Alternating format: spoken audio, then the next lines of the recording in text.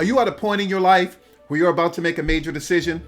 If that's you, I want to encourage you with some things that I've discovered in the Word of God. Listen, decisions are an interesting thing. Good decisions have the ability to bless our lives, and bad decisions have the ability to put us in a hole, and we can be trying to dig ourselves out of it for years to come. And since decisions can be so important, it's really vital that we take the time to make decisions in the right way. Let me share a quick story with you out of the Word of God. It's found in Luke 15. You've probably read it before. It's the story of the prodigal son. Now, I'm not going to get into a whole lot of detail around what happened, but if you're familiar with that story, you know that eventually a young man left his father's house with a lot of money, and he went and spent all that he had on wild living.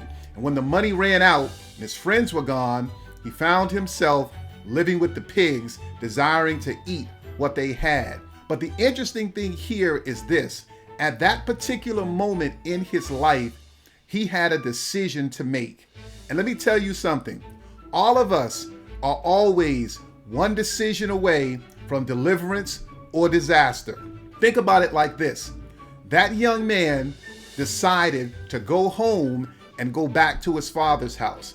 And as a result of that choice, he was restored to who he had been before he left. But consider the other option. Suppose he had decided to stay in the pig pen. Suppose he had decided to continue to live the way that he was living. His life would have only continued to spiral down. But fortunately for him, he made the right choice. Listen to me for a moment. If you're about to make a major decision, one of the things that you want to do is you want to seek the face of God. You want to make sure that the choice that you're making is the one that God would have you to make. I know that we seek counsel from friends and family, individuals who love us while we're trying to make the decision, but ultimately it's God who's going to lead us in the right direction. Follow the plan that this young man took. He decided to go back to his father, and I'm sure that decision was a hard one for him to make because he understood how he had left home. But you know what?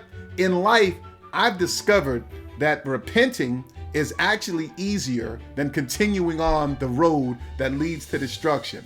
So what are your thoughts on what I've just shared with you? Let me know in the comments below.